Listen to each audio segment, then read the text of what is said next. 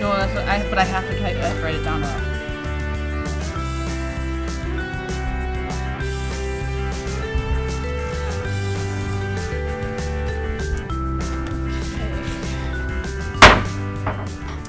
Good evening and welcome to the Board of Education regular meeting. It is Wednesday, September 10th.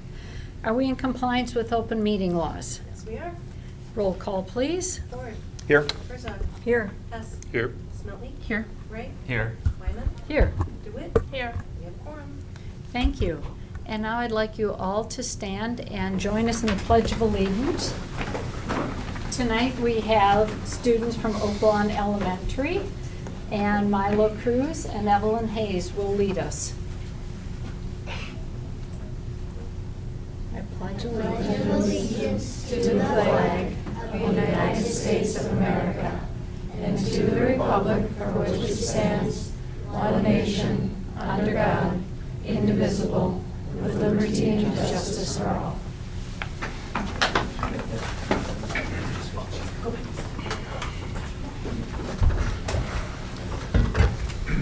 Evelyn, I'd like to thank you for coming tonight and sharing your expertise with us. And Milo, there you go.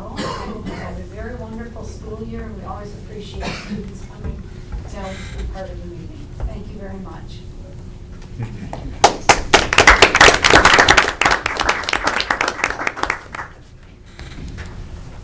And we'd like to follow that up with the principal of Oak Lawn Elementary School, Scott Johannick.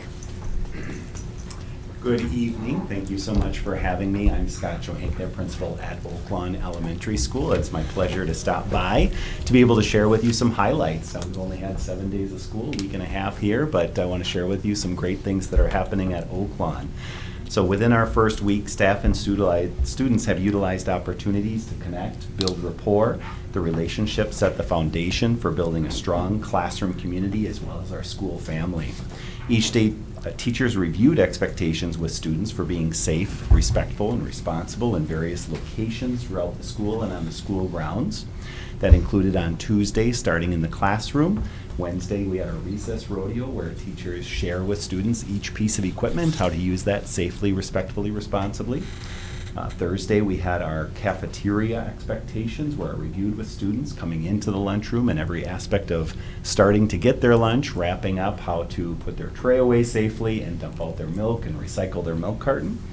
And on Friday, we had our hallway, bathroom, and bus expectation review. So special thanks to Cobeson to partner with us to bring bus on site so students can actually get on the bus and practice those expectations while on the bus.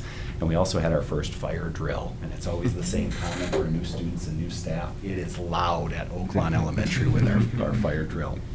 I asked staff recently, what brought a smile to your face from the first 7 days of school? Responses included getting a hug from a student who didn't even know me, getting hugs from former students, seeing growth and skill retention from the previous year, and seeing how excited students are starting that new school year. Specifically in literacy, staff are collaborating as they plan implementation of the CKLA curriculum. There's some quotes that I'd like to share from some of our teachers. Fourth grade teacher Mrs. Kesnick shared she had 13,000 steps by lunch as she was hastily moving from student to student, perspiring with urgency between students to check their engagement and their progress. First grade teacher Amy Jadarski shared how much the students enjoyed connecting with characters that return throughout multiple sessions and lessons. First grade teacher Jamie Thomas shared how the use of hand gestures with content engages students to follow along and participate. So the first graders learn the difference between a sentence or sentence fragments in discussion of you have to have the who and the what for a sentence. Otherwise it might just be a fragment. Sharing with the students the example of laid the golden egg. The students shared it's a fragment because it doesn't say who laid the golden egg. From a math lens, teachers are leveraging student data in Forefront using their training in ABMR, utilizing their math instructional coach to provide their students with the right tools for them to engage in daily number corner activities, math workplaces, and bridges lessons to build conceptual understanding of the mathematical standards. Some quotes from our teachers as it relates to math. Fifth grade teacher Ashley Dyer, Bridges Math had been such a great fit for my fifth graders. The way the curriculum is set up gives every student a way to jump in, no matter their level, so they all feel successful. I've seen them take more risk, share their thinking, and really understand the why behind the math instead of just following steps. They're not just giving answers. They're explaining their thinking, and they're learning from each other. Working with our math IST has been a game changer for me as a teacher. Having someone to model strategies, plan with me, give me feedback has helped me grow and feel more confident in how I teach. It is because of that coaching that I can better support my students in the classroom. Third grade teacher Faith Cools coaching has transformed our math classroom into a place of curiosity and confidence, helping both my students and me stay engaged and grow. The expertise provided by this IST truly feels like being coached to be a stronger educator with support that always goes above and beyond to step in whenever needed. From a social emotional lens, as I shared in the first week highlights, creating those connections with students, building the classroom family establishes that strong foundation where students are then able to blossom into their true potential. From a staff engagement lens, Oaklawn took time during collaboration prior to the start of the year to review our Oshkosh Area School District values, specifically integrity and collaborative culture. Groups broke out and discussed examples of each value as it's applied into our key performance indicators. And one final comment I just want to share is some of you had joined us in the past for our Walk to School Day event that will be Wednesday, October 8th. So be looking for an email. I'll be sending it with an invite. We love having our celebrities join us from the community, including the school board and executive team. So we look forward to seeing you if you can make it. And with that, thank you so much. Thank you Thanks, very Scott. much. We Thank look you, forward to Scott. see all of the progress you make this year. Can I just make a quick comment? Like Yes. your example from CKLA with the idea of using hand motions and everything. When I hear that as a person who's talked a lot about the science of reading and how you use multisensory and use motion and active learning, this is what I'm hoping for. It's a lot more than just phonics, and hearing that these kind of things are happening in the classroom are the things that really makes a difference for it sticking with kids. Yeah. And so that makes me super excited that this is happening. So Thank you for sharing. And you said that's October 8th, Yes. the walk to school? Yeah. Okay. Right. Great. Yeah, Thank and I'll you. send you an email. Awesome. Thanks, Scott. All right, Thank you very both. much. Thank you. Thanks, Scott. Dr. Davis, the land acknowledgement. Yes, as we gather today, we would like to acknowledge that in Oshkosh, we're on the ancestral homelands of the Ho-Chunk Nation and the Menominee Indian Tribe of Wisconsin, who lived along the western shores of Lake Winnebago, Wisconsin's largest freshwater lake, entirely within its borders. We acknowledge these indigenous sovereign communities who have stewarded this land throughout generations and pay respects to their elders, past and present. We welcome the duty and opportunity to share stewardship of these lands. Thank you very much. Approval of the agenda. Are any changes that you would like to make to the agenda as presented? Not seeing any, we will move forward. Board President report. My mission moment today is to introduce our two new student representatives. Very excited to introduce Campbell Geese. Is it Geese? Geis. Geis. Campbell Geis. And she is from Oshkosh North High School, and she's going to be our board representative for the school year. She also serves as a student council president at Oshkosh North. You're a senior and very active in North School community, participating in many clubs, including Student Council, Polaris Honor Society, Madrigals, and Fermata Nowhere. What is Fermata Nowhere? It's in our advanced a cappella group that I am leading. Very nice.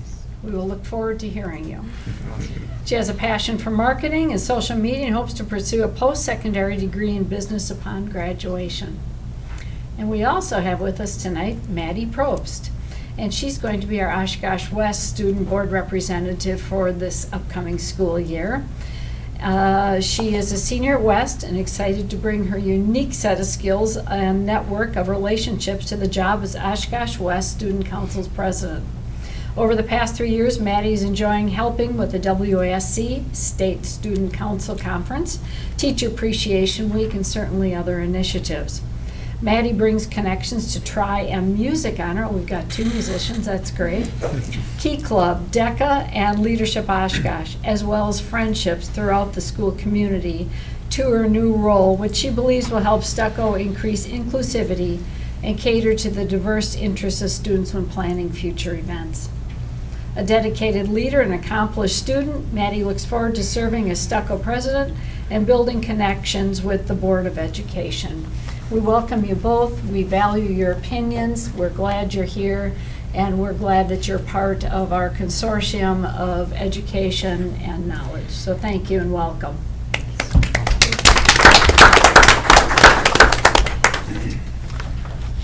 Okay, and we'll move to the superintendent's report. So we'll start over at North with Campbell. Thank you so much. Yeah, just a little check-in with North, the first week of school updates. Though it's only been about 8 days, there's a lot of stuff that's been going on. We'll start out with our football team. So far, we're undefeated, 3-0. We won against West. Sorry, Maddie. Lots of student participation in crowds. A lot of people are super excited for the school year to start, and you see a lot in the student section. We had blackout the other day, and you didn't see any other color, so that's great.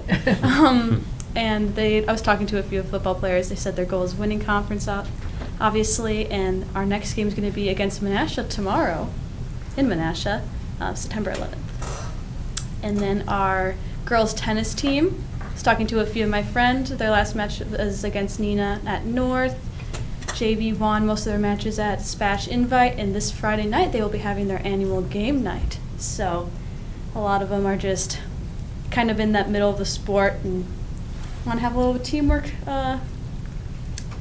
groups.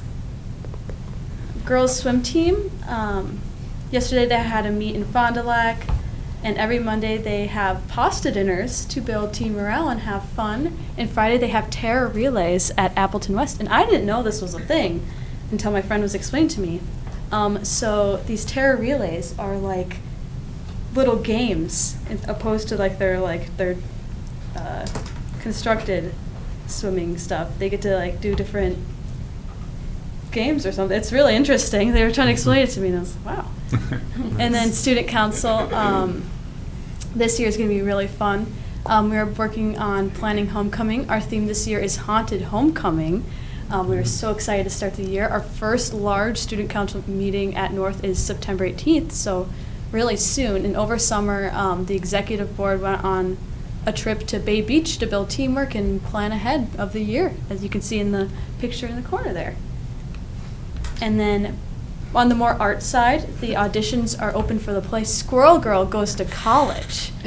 I got a little segment here explaining what the play's about. Doreen Green, aka Squirrel Girl, starts at Empire State University wanting to make human friends and hide her superhero identity, but a disappearance of a professor forces her to choose between keeping her secret or revealing her powers to save the day.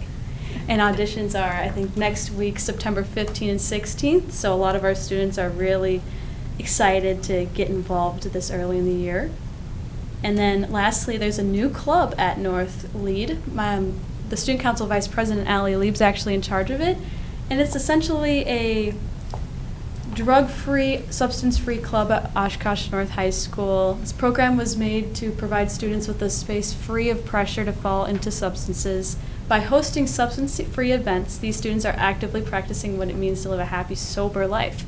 Next week, I believe, we are having a tailgate before our game, where we can all just have fun without drinking, without doing substances, and creating a environment where you don't want to be doing these things because it's already fun without it.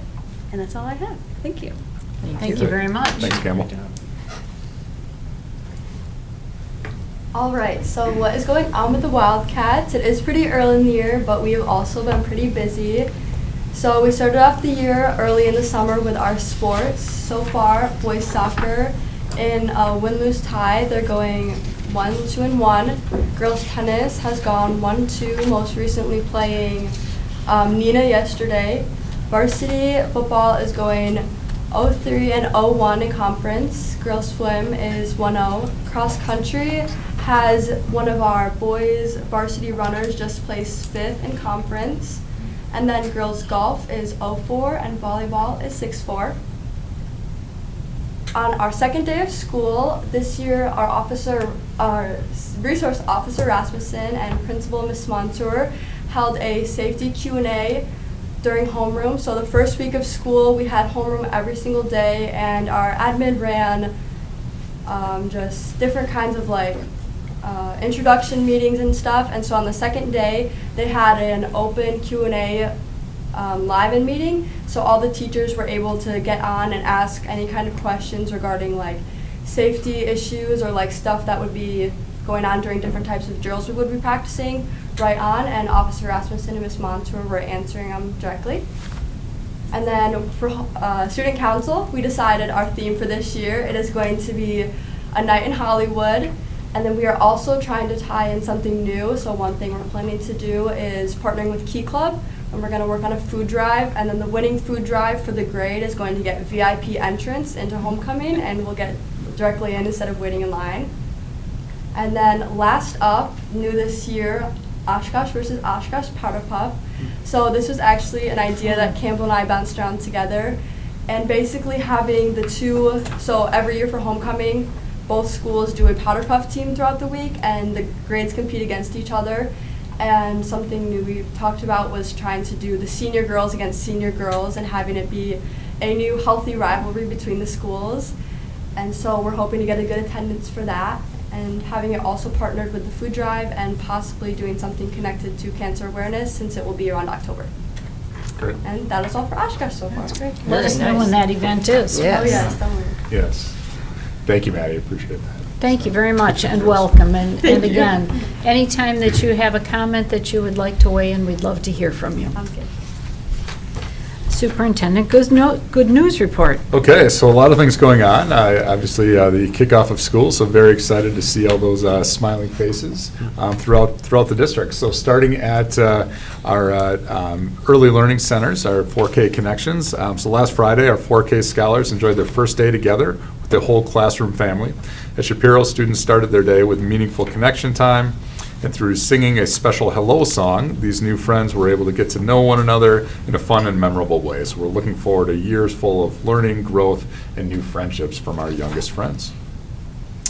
Carl Traeger Middle School students already demonstrated impressive teamwork and critical thinking skills. They participated in a dynamic, clue-based activity where they collaborated to solve challenging problems.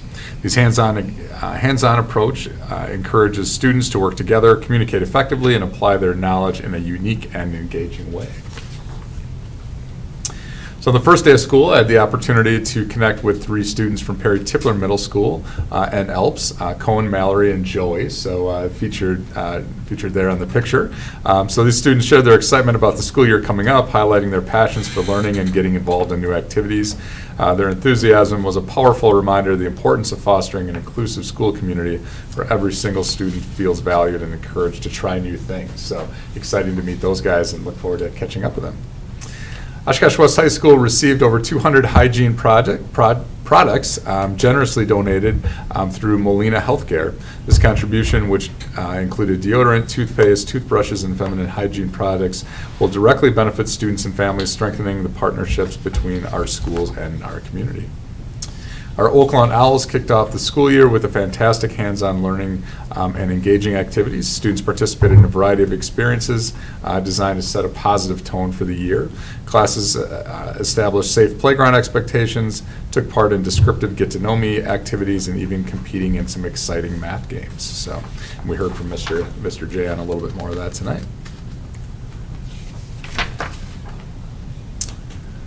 Also on the next slide. Oh, I'm sorry. Yeah. So community back to school opportunities. So we're excited to launch our second year of the Oshkosh Schools Academy, a 7-month program that gives community members a hands-on understanding of our school district operation, priorities, and mission. The academy meets once a month in October, April, from 8 to 10 o'clock. This opportunity is a vital way for us to build a stronger partnership with the people that we serve. Anyone who is interested can learn more and apply on our website. Applications are due next week, Friday, September 19th, with our first session kicking off in October. So we ask for anybody interested to let us know. And finally, just an opportunity to be out and about in the community in our schools, and just really blessed to be able to be out and welcome our kids to an exciting new school year for the 25-26 year. So thank you. Very good, and thank you. District Administrator supplemental reports, the referendum update.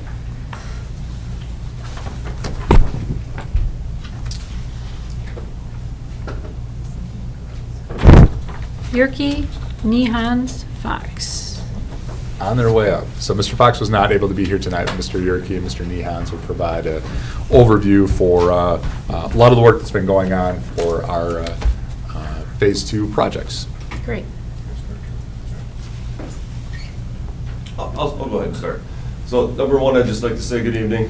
Thanks for having me here. Before I jump into referendum and boundary redraw, just want to say, coming from a different district, spending 24 years somewhere else, there's a lot of great people and a lot of great programs and things going on in this district, and I'm excited to be a part of it. Getting into the Val Phillips track, number one, if you drove by today, you saw a lot of action on that site. They were blacktopping the basketball courts and the track, so those were being paved today. They seeded the field yesterday, laid down straw today. Your report might say we're 50% or so done. I would say we're closer to 75, 80% done as of today. We're still behind the original timeline set months ago.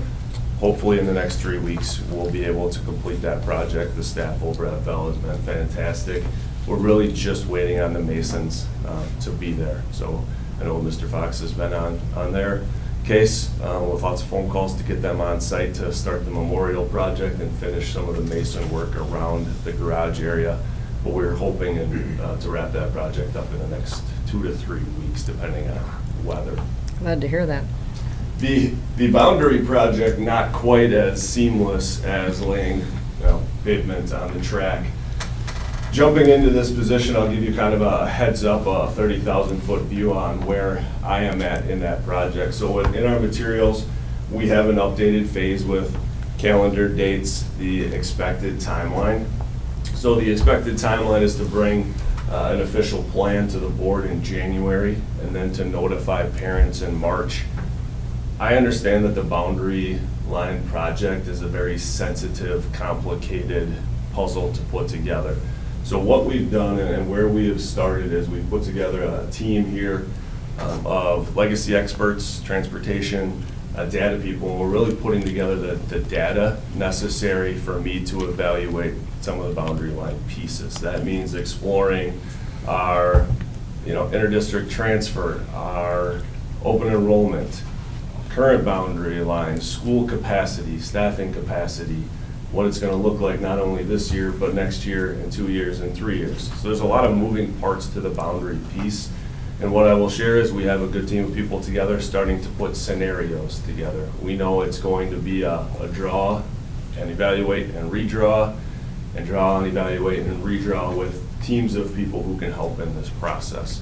So we have started. Our hope would be to get that information to the correct people much sooner than January, because we know how sensitive it is to parents, the anxiety of where we're going to send kids to school, how many transitions are my kids going to have to make.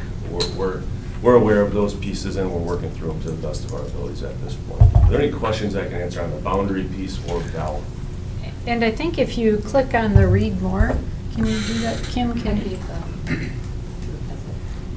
There's quite a bit of explanation in there, and I think it's very well done, and it has a lot of great information on it. I appreciate very much your candidness and about how much work this is going to be and how sensitive this can be. And I do think, just for people's knowledge, the fact that right now it's labeled West Side boundary changes, I just want to make it really clear in the room that we recognize that this is likely a district-wide change, especially at the elementary level.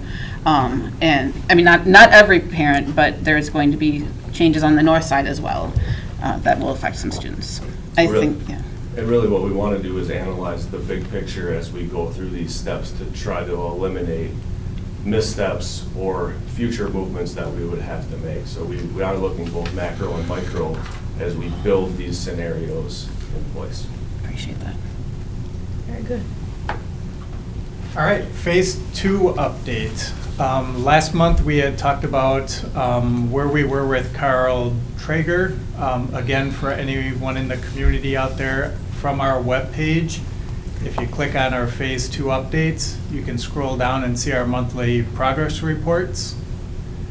So as we talk about what's going on currently, since our last meeting, what we we had 2 meetings with the Carl Traeger community. We had a neighborhood meeting on the 19th to talk about the site plans and the additions themselves and what's going on.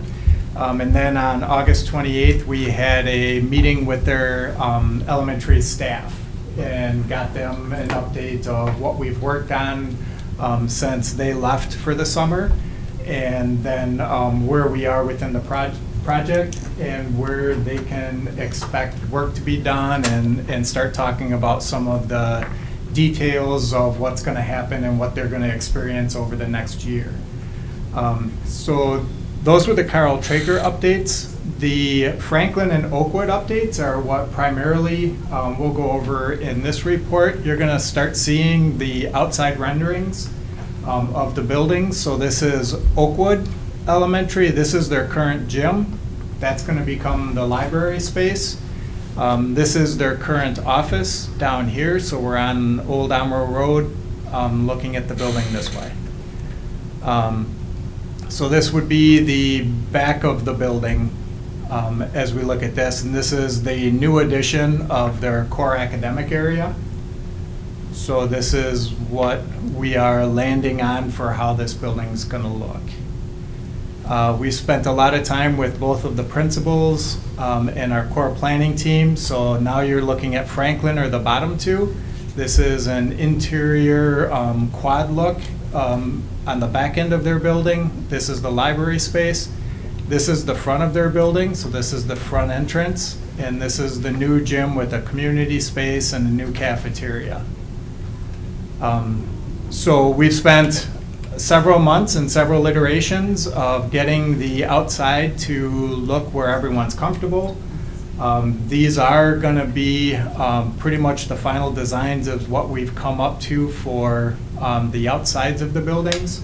Now the work is going to start shifting to the interiors. We have the square footage and the basic space laid out, but now we're starting to coordinate the meetings with all of the staff, get them in and get their inputs of what specific needs do they have as we start talking the different grade levels and the different spaces within the shell that we have right now of the building space. So that's really what's been happening with the phase 2 at this point. Are there any questions? I just want to say I appreciate so much information on the website.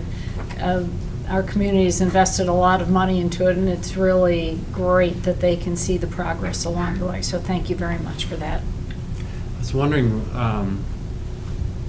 if some of these renderings and information, because each school's got their own Facebook page or whatever, right?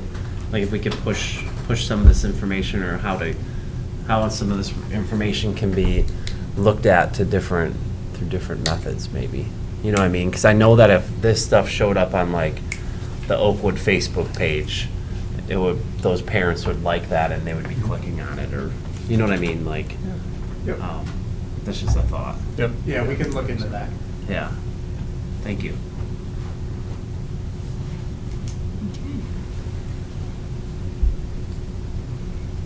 All right. Thank you. Any other questions? Thank you very much. Thanks, Brian. Do we have any? We've just got Drew's variance report. Yeah, and then, Yeah, I'll check. okay. Okay, and Mr. Nehans, your budget variance report? Yes, being in early in the fiscal year, this report is through August. Not a whole lot in this report, as you could notice.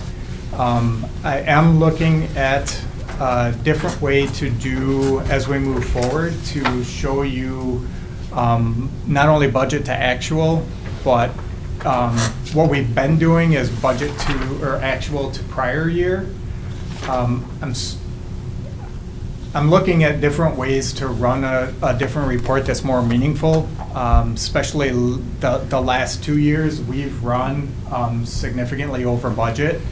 To do comparisons to budgets, that activity that ran over budget starts to kind of lose a little bit of the value in that. So trying to work through on not just what we trend looking forward to how we're going to end the year, but how can we get a realistic look of where we are, because I don't know if, like I said, I don't know, looking at back last year's comparison to prior year is really going to be a lot of value.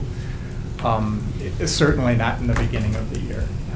So I'll work on that for upcoming board reports. Again, this report, it was very limited.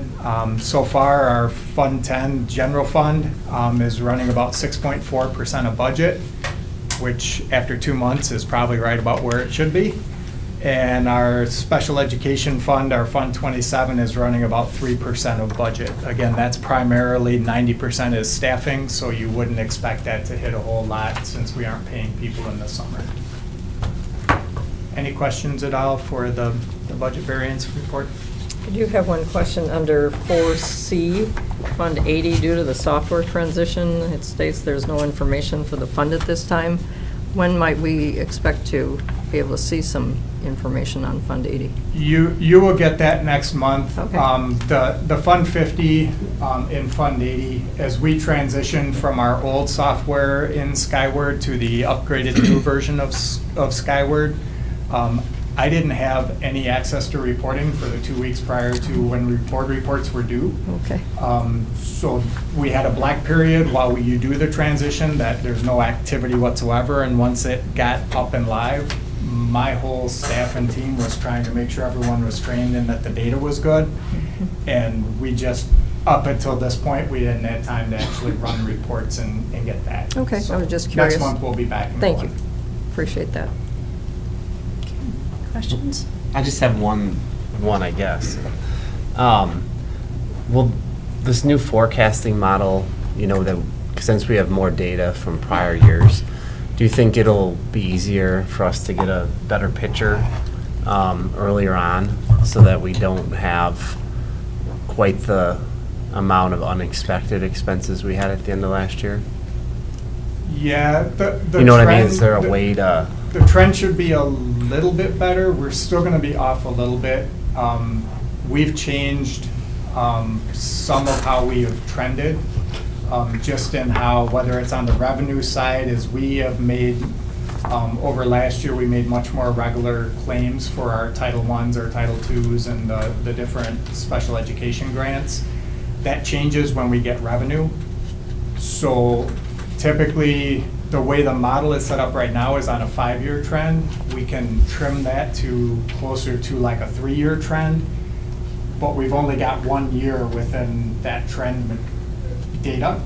That would be with the current revenue formula of more regular revenue collection. So there's still going to be tweaking that's going to have to happen with that.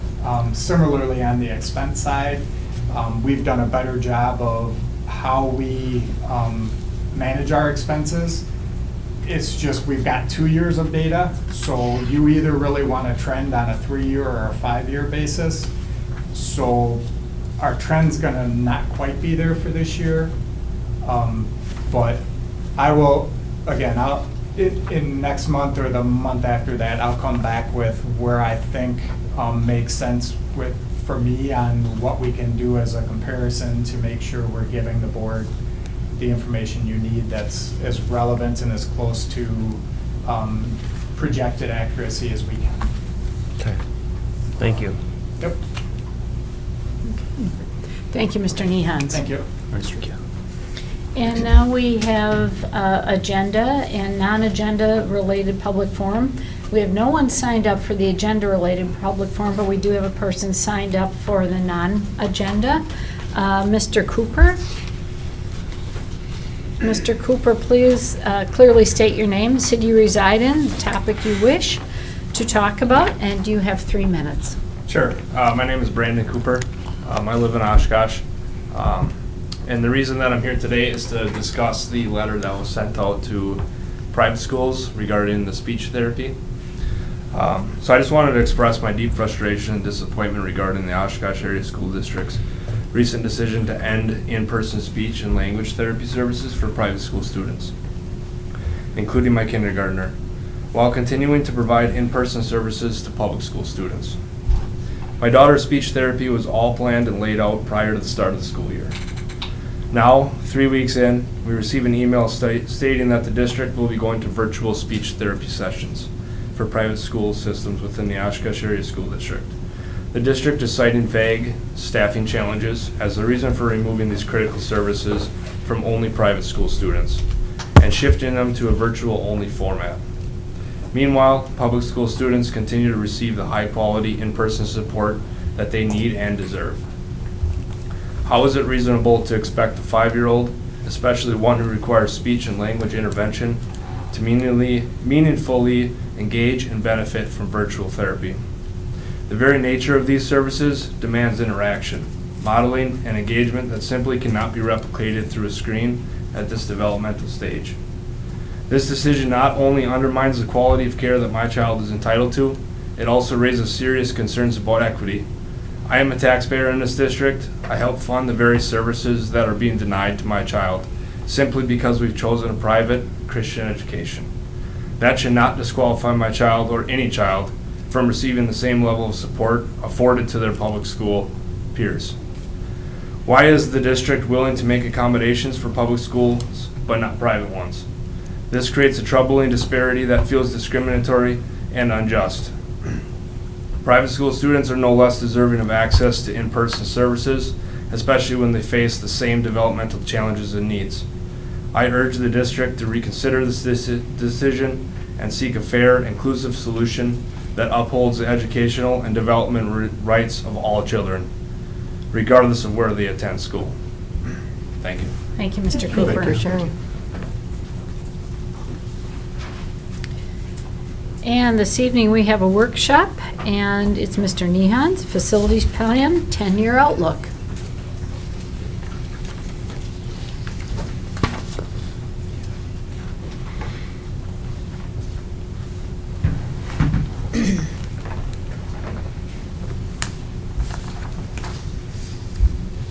The presentation tonight is on the 10-year outlook within our facility plan.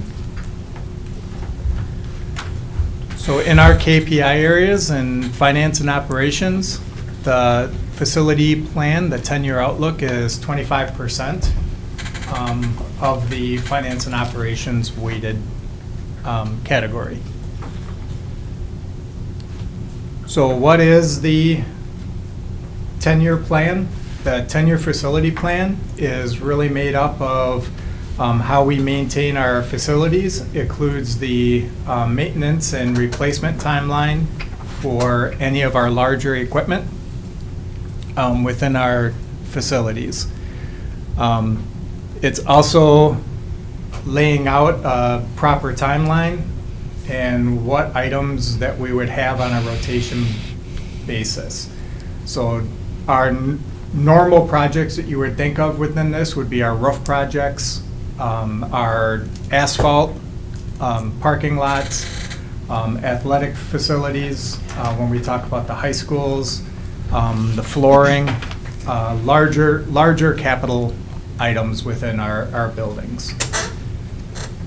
The other aspect of this plan is the four-phase consolidation, of which we are just beginning in the phase 2 phase of that. But that is the other core aspect of our 10-year facility plan.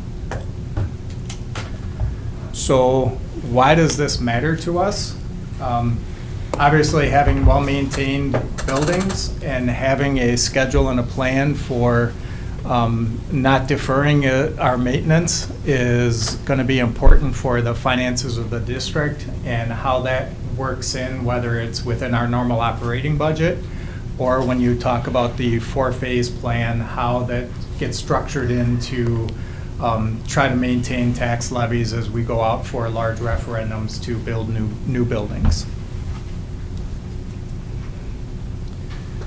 Currently, this KPI is a 4-star rated, and that is really that we have a plan, that we make adjustments to it and look at it annually, and then we also are having at least a capacity within our finances to be able to manage at least portions of that. To get to a 5-star, we would actually have it fully funded, which is where we would be striving for, but we have a little work to do for that. Celebrations from the prior year is the passage of the Phase 2, the $197.8 million referendum, to move with Phase 2 of the 4 phases of our consolidation plans, and the work that goes into that. Part of that is going to be 3 of our aging schools are going to be removed from the portfolio. The renovation and construction also is going to provide operational savings while we do the consolidations.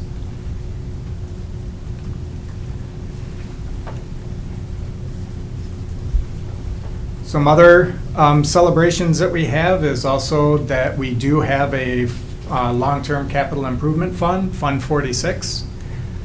We do have that, and we have been using that to fund our capital improvement projects, the SIP projects that are planned. So you can see a listing of the projects that were done this past summer. Again, that's something that the school board gets reported on and approves these projects in May. And then Mr. Fox will wrap up with the facilities and finance, typically how those projects go as we conclude the summer. Again, much similar to last year, you can see all the different buildings that are being touched by these projects. So trying to do a lot of work as much as we can over the summer. Opportunities for improvement in this, we need to do better at funding Fund 46. Again, if you remember, Fund 46 only gets revenue from transfers from Fund 10, our general operating fund. So we have opportunities to be able to, in the future, be able to have investments into Fund 46 to make sure that that fund has adequate funding so we can keep the capital improvement projects that we have, especially in the summertime, out of Fund 10 and into this capital improvement fund.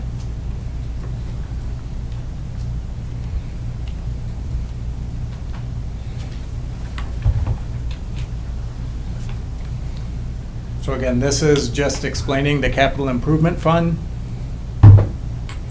So all of the work we're trying to do and not do deferred maintenance is really trying to get into our buildings, prioritizing what roofs, what flooring, the bathrooms need to get updated, the classrooms, anything that work gets done to make sure we can keep our buildings as fresh as possible and as updated as we can.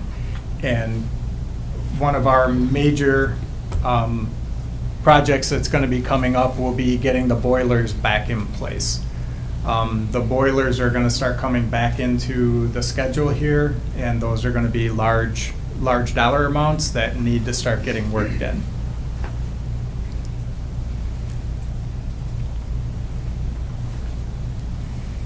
So upcoming projects.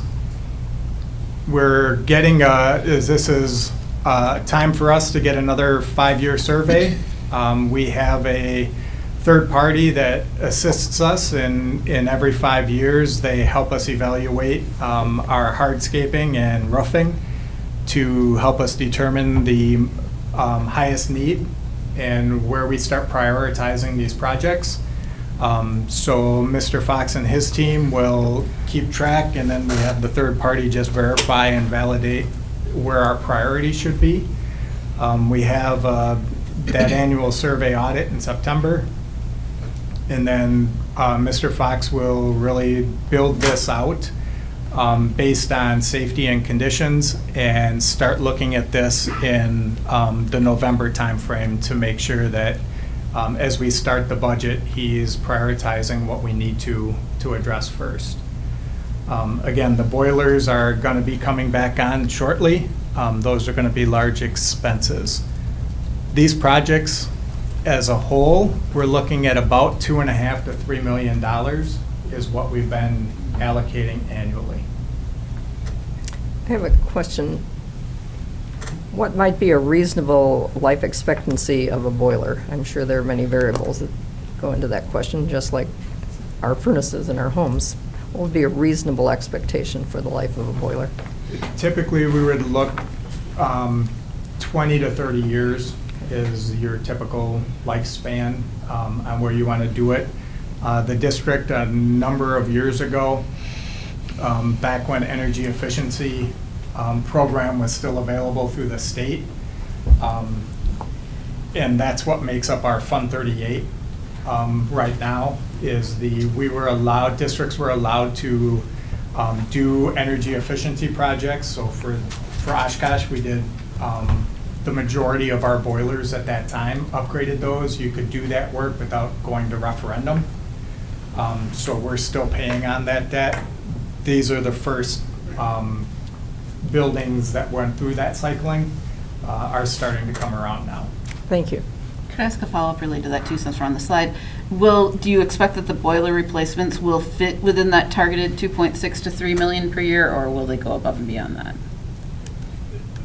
Boilers are going to be pretty expensive. So as the boilers start coming on, the current 2.6 to 3 million is either going to have to increase, or we're going to have to scale back some of the other projects that are currently residing in that.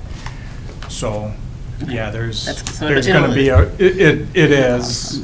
It depends on what boilers and how many we have to do per building for the cost. Thank you. Any other questions? Thank you, Mr. Nehans. We look forward to future projects. I think he's still on, right? I thought we were just addressing Yeah, questions. Oh, I'm sorry. to Go ahead. the- Sure. Thank you. So, as we talk about the Fund 46, the Capital Improvement Fund, and where we are, we currently have a $5.7 million balance. We did pretty well 3 to 5 years ago of putting quite a bit of money invested in that. We've been using that the last 3 years. So we do have to start looking strategically at our budgets as we look at, obviously not this year's budget, but as we start planning next year and beyond. We need to start building in revenue transfers into this fund to be able to make sure that we're keeping as much of the SIP projects out of our regular operating budget. Because right now, again, most of those are not sitting within the operating budget. So that'll be something we're going to have to work on. That is going to take time. It's not going to be a 1 year and done project. Phase 2, all the different projects that we had going on. We had the middle school consolidation here on the west side. We've got the auditorium being built on Oshkosh North. We've got the facility additions for air conditioning at the 3 elementary schools. And then we have the elementary consolidation here on the west side with Oakwood and Franklin and Traeger getting added on too. Any questions? I have questions. Dr. Ford. Yeah, so Drew, as you said, the Fund 46 is totally funded by the Operations Fund, right? So the advantages of us investing in it instead of waiting, take it out of the Operations Fund later is just for planning purposes, so we can invest that money, earn interest on it? Yeah, the advantage of getting it into Fund 46 when you can, the real advantage would be if we were running a budget, which we did a few years ago, we were running surpluses. Yeah. So rather than take your surplus and just put it into your fund balance, you don't get any aid. You don't get anything from the state by building your fund balance up. Okay. We get state aid by transferring it into Fund 46 for that year. So you get aid calculation, which for us is about 20%. So if you invest $1 million, you're getting $200,000 back in aid that lowers your taxes at tax time. Okay. So that's good for our taxpayers to be So doing this. it behooves districts to, especially that are aided in our manner, rather than growing your fund balance to 35, 40 million and then taking it out of that where you haven't gotten any aid, keep your fund balance closer to 15 to 20 million and transfer that other 15 million into Fund 46. Now you're capturing 6 million in aid that you Okay. didn't capture just by throwing that extra 15 million in your fund balance. Okay. So it does have a large benefit for us to do that. Okay, makes sense. Thank you. Yep. I want to follow on that same line of reasoning. I struggle with, we're saying Fund 10 is this operational fund, and you want to take money out of that and put it into, I don't want to call it Fund 46 because the public doesn't understand that it is Capital improvement fund? the improvement, the buildings. And we're saying that we want to do that so that we don't have to pull out of Fund 10, but the only way to do that is pulling out of the operations budget. And I'm going, that's a circular argument that doesn't make sense to me. And okay, I hear the logic of if I have surplus, I put it in there because I get aid on it versus putting it into fund balance. But if I'm just paying for the expenses out of Fund 10, out of the operations budget, I'm getting aided on that, right? Correct. So then I'm struggling with, ultimately it's coming out of our operations budget one way or the other. Why do we want to plan to take money out of the operations budget, especially when I think this last year, you're telling me that all these projects that got completed, that came out of Fund 46, so we didn't take any money out of Fund 10 this year to pay for those things? Is that what we're saying? We kept about $500,000 of the 2.3, 2.4 million that we did in SIP came out of 10. About $500,000. 1.8 million came out of Fund 46. Mhm. I mean, so I'm struggling with the circular argument of we're pulling out of the operations budget to put it into a savings account. But regardless of how we do this, it has to come out of that operations budget at one point or another, right? So how is it benefiting me to strategize to do this unless or until we're in a situation where we have a substantial surplus? And Yeah, and I'm not suggesting right now that as we're running our last year's fiscal budget Mhm. or what our current budget is, that we should be looking at making a Fund 46 transfer right now. Mhm. But had we not made the $5 million transfer 3 years ago and just left it sit, we don't have money in our operating budget. And we're trying to now squeeze $3 million into an operating budget with no extra fund and money to grab that from. That we're getting, we already got aid on that, so you don't get it when you spend it in 46, but you've lost that. So either you're going to be okay as a board, again, to me, it's a longer term approach of you're gonna want close to a $30 million fund balance if we're gonna do our CIP just straight out of the operating budget. And to build that $30 million fund balance, you don't get any aid for any of that $30 million. Where you can slowly, even if you're putting $1 million a year, or it can get to that point where you can put $1 million over, at least every year, that $1 million you invested really only cost you $800,000. Mhm. But you're spending $1 million. And you're helping buffer that the whole thing doesn't have to come out, or you're making a decision, do we do this for the $3 million and what are we getting rid of? Probably got $5 million worth of need and now don't have any other option. Mhm. That's why I would say long-term, that's why you would use both. I mean, I think I'm struggling with because when we were talking about the budget 2 weeks ago, I think you had said this one doesn't have any wiggle room. Our present one that we just voted on has no Yep. wiggle room. And that next year, we're thinking things are going to be really tight. I think I've heard things like we need to look closely at our staffing and whether we're going to give CPI plus step or not. And then I think at administrative compensation, we heard if we were to get administrators up to what the market was, I haven't seen data on that would cost us $700,000. So I'm hearing all of these expenses that are coming at us that I don't know where we're going to fund it. And then somehow, we're also talking about taking money that we don't apparently have and putting this in. I'm struggling with, I get, we have all the money in the world. I understand what you're saying. Yeah, but and we're not asking for an action. Like, I just want to be clear on that. So this is just explaining like what our strategy has been in the past, just so the board and the public can understand kind of what the dynamics of that has been. And then this is something that we'll review on an annual basis, depending on our situation.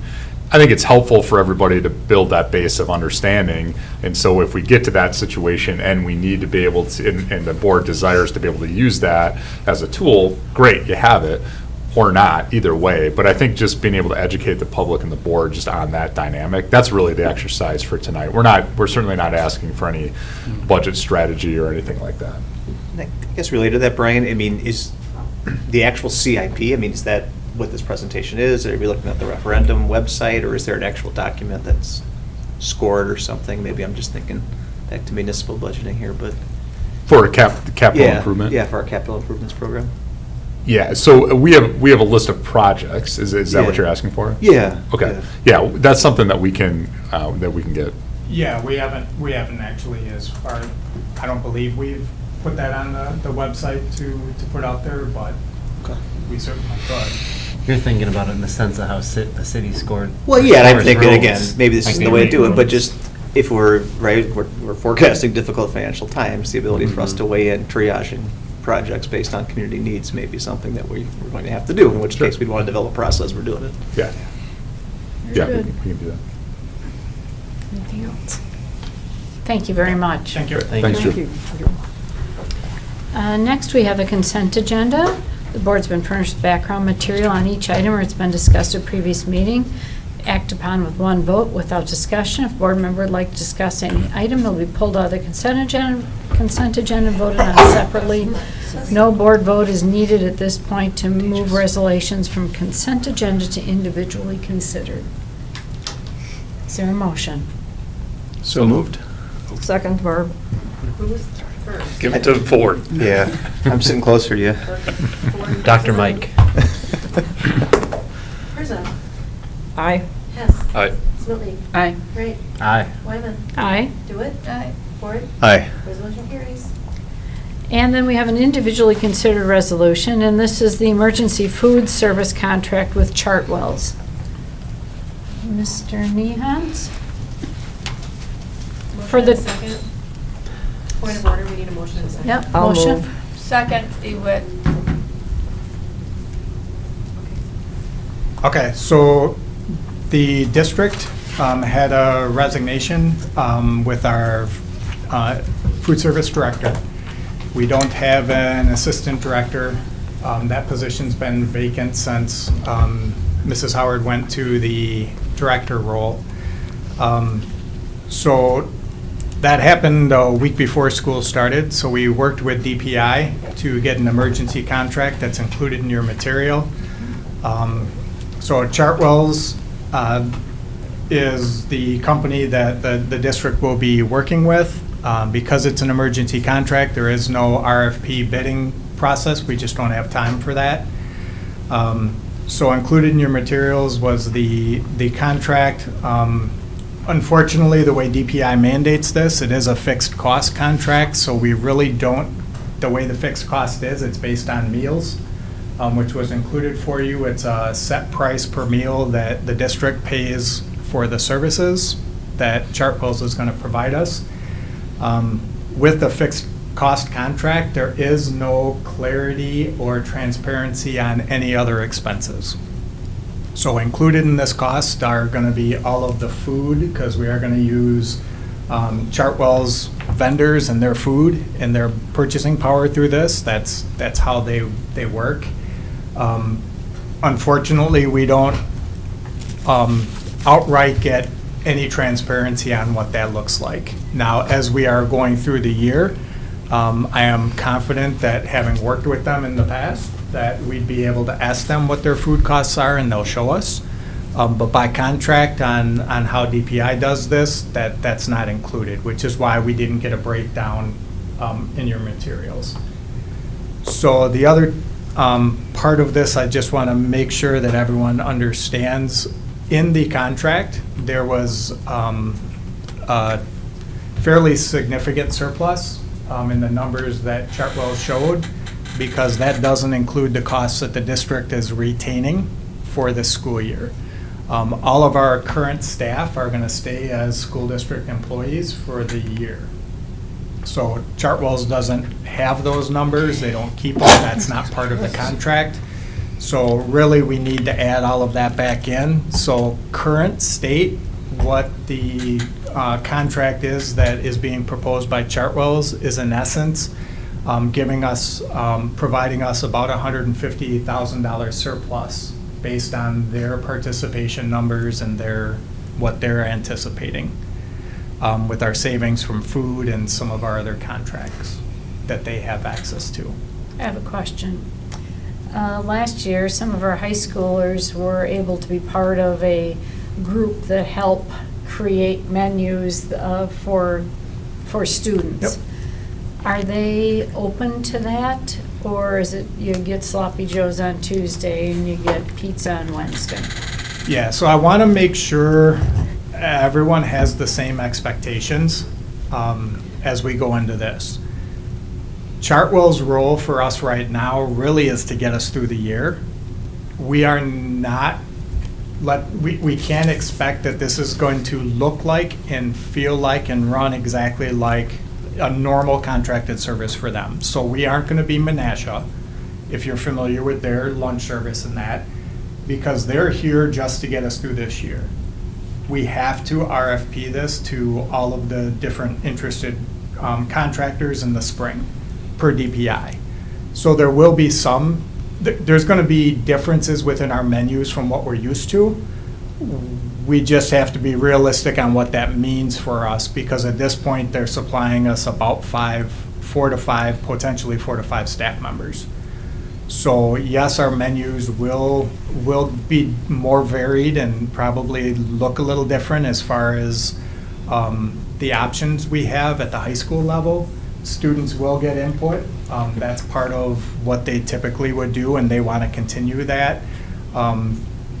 As we get closer to Christmas time, I would probably say, the holiday time, they will more than likely at that point, they will start looking at chef stations, different opportunities to do samplers and really get students active in what do you like about this food, what don't you like, how do we create a much different feel and look, and really showing our current staff how to plate food more like a higher end restaurant than what we're used to. But we just got to make sure our expectations that they aren't fully in and taking over the entire district right now. So they're going to be, it's going to look different for us, but we also still have to temper how much of a change we think that's going to be. I was just going to make a comment related to that. I was very excited. The aspect of the Chartwell's program that I was excited by is looking at districts like Menasha, and I understand that we're not going to be there this year, but what I do appreciate is they seem to have a sense when they're running their food programs of incorporating into the school, meeting the needs of the student, being accessible and understanding of dietary asks and restrictions, and then also doing things to get kids excited and learning about foods as well too. I get that that's not going to all happen this year, and I don't know if it'll ever happen. We're going to do an RFP, it sounds like, after this year, but there's I'm excited about some of this, significantly excited about it. And I appreciate that we've gotten some reassurances, because I've heard from various people in the community with some nerves about some of the, like the Wildcat Cafe and the grab and go, the things that are run by our special ed programs right now. And I'm glad to hear that they'll be able to continue this coming year. That hopefully should be, it's because it's a great school and resource program for these kids who are building their resumes. But I'm excited about this. I'm excited to see what it will look like after this year too, and I hope that it gets us through in a stable way, that kids have some new opportunities this year for getting our school lunches. And I do hope we can look at halal and kosher items as well. Maddie? Okay, I have a question. So you're talking about later in the year, like training on like plating meals and stuff. How is that gonna like in the school change how like meals, or is that gonna like drastically change how we get lunch during the day? Because I know like right now you get your tray and it's kind of like the grab and go, and you get your veggies, you get like the meals and they're already ready and you kind of just get them and go. So are the plates like already going to be prepared with this stuff, or is it still going to be like similar style if you have your tray and you're still grabbing the stuff at the same time? It'll be a combination. At the high school level, it's gonna, each of our buildings function a little bit differently. So at West, they like to actually watch their food get made for them. That's gonna stay. That won't change. There will be build your own bars where the staff does it. Yeah. And you tell them. There's gonna be stations where it's more just a regular pizza. You're gonna grab the pizza and go, or grab your box and go. Because we kind of have that like right now. There's gonna be some of that. What you're gonna see that's gonna be a little bit different is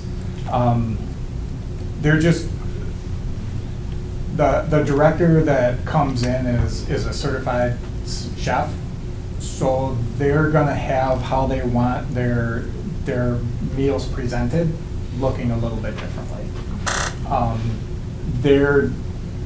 Hopefully you're gonna notice the quality of the food. They buy a higher grade quality because this is a multi-billion-dollar company. They can get much better quality food than we can because of how large they are. So the quality of food's gonna change. Even this year, again, if we look to second semester, I wouldn't be surprised if the pizza you're getting is more made from scratch, handmade in the kitchen, rather than the pre-made pizza that we currently have. So you'll start noticing more made from scratch meals getting done, more options for you to have say in what you want at the high school level. And then again, what they really are looking and trying to target, in my conversations with the chef, trying to target for that January timeframe is really being able to have a celebrity station. So made on the spot stir fry. You get to pick your bowls of what you want from different proteins, different vegetables, you name it, you build that. And then you would give it to either the chef, or we would have a celebrity, so maybe Ms. Montour would cook it for you and prepare it and then plate it, and then you get to go eat it. Mr. Wright. So we'll be incorporating more of those kinds of opportunities, and then sampling stations where the chef wants to try a new food and maybe it's like an okra-based dish. And then give the education to the students of here's what okra is, here's why you would use it in this dish, here's how it would get used and where it's most common, and here's how we can, so it's part of the education part of that, getting out in and educating in the classroom and educating the students, but also then getting the input of, do you like it, do you not like it, what didn't you like, here, maybe we can try something like this, let's try collard greens in this kind of a dish. If you are, depending on the nationalities, we can try, they'll try to take some of the natural food that would be from a place and start saying, this is how it looks in our grocery stores. This is the food we have access to get you a similar look and feel and taste as what you're used to, but just we sometimes can't affordably get some of the food when you start looking at different dietary restrictions. But those kinds of things are what they're hoping to start doing in January. They want to spend from now until January really just getting in our buildings, getting to know everybody, getting in classrooms, getting the introductions, finding out how our buildings work and what we have, and then really being able to use from January until the end of the school year to really start making some changes of what does the menu look like and how do we get, especially when we're looking middle school and high school where there are more choice, how do we really get student participation to go up by asking you what you want and then being able to get something close to what you were looking for. Will that continue like after this year then? Or will it like go for this year and then after we'll go back to how it was last year? So DPI makes us do what's called an RFP, so we do a request for proposal. That's gonna probably be in that March timeframe. It's a 6-week process, so from like February until April, that process will happen. And then the school board, I'll present to the school board what we got for bids, and then we can decide whether we want to go with one of the bids from like one of these services, or if we're going to try to go on our own again and hire an assistant director, what our staff is right now, to try to do it in-house. So what, oh, go ahead. So I think I support this, but I got a couple questions here. And in part, I want to clarify. I mean, the concept of going to a contracted service came to facilities and finance beforehand. And now we lost the staff person, and that's what's putting us into this position this year. So this is something that I think we talked about, and at least we're intending on exploring. I did have a gentleman call me this afternoon, and there were some aspects that I couldn't quite answer for him, and I think you were referring to it. And it was specifically in the contract, attachment E was showing the profit and loss. Yeah. And it showed that revenue was 6.2 million and operational expenses was 3.6, and it was throwing a 2.1 or $2.6 million profit. And I'm going, well, okay, what? And I think you were trying to explain that. Could you try to explain it again so that everybody understands? Correct. So what that bid shows on the expense side is truly what Chartwell's is providing us for the food, supplies, and their personnel. The district has the rest of our staff. All of our staff, just all inclusive right now in the budget, is $2.4 million. Okay. So obviously our actual expenses are going to be a little bit less than that because we have 3 positions within that budget that we are no longer funding. That's going to be part of Chartwell's proposal. But even if you take that full 2.4 million from the district, that would be a safe budget to add to what their 3.6 million is. So they're showing roughly, when we add what the district is going to have expensed out of our books, we're going to show this as approximately a $6.1 million expense to 6.2 million in revenue. And the revenue is their number. That's based on what they feel they're going to get. Looking at our last 5 years of history, this is what they feel they're going to get for the different levels of reimbursement meals up and down our system is where their revenue came. I believe our budgeted revenue number was just over 6 million is what we were thinking. And is there more security in this? Because I think I recall in last year in conversations from facilities and finance, there was talk of the district going out and trying to acquire fresh foods and produce, and I think there were some struggles with that last year per se. Going to this, is there to some extent saying this is more, we know the number because this is what they gave us and that's it, you guys got to provide it now? Or is there risk of losing money on the deal beyond what we had already had in that budget? Do we know what we approved in the budget 2 weeks ago that we're probably going to save some money? And I think you threw out a number, and I think you just kind of explained some numbers there that would show. Yeah, I would say yes, just based on the fact that they are showing less expenses in what they have in the contract for their personnel and food from what we have seen as a district for that. Again, it gets a little difficult because the way DPI controls this contract, at this time, we can really not get any information, and Chartwell's can't provide us detailed information because, one, we don't have a contract, and two, DPI makes it this way. So we have a compliance part of that. But if you just look at what their expense numbers are, they are expecting that their food costs for increased meal participation, even with that increase in meal participation, is going to be less than what we saw last year as actual. And again, part of what, just knowing them, part of what they also have factored in there that's going to help them with that is they generate a volume where they're getting an 18% rebate on food that they buy.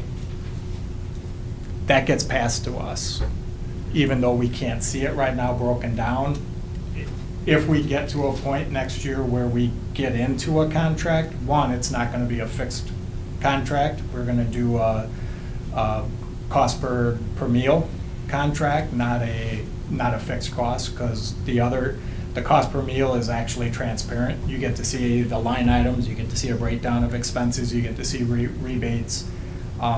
Fixed cost, you don't get to see any of that. So we would never long-term go into this kind of a contract. But we're going to notice that. Thank you for that. One final question. Why Chartwell's?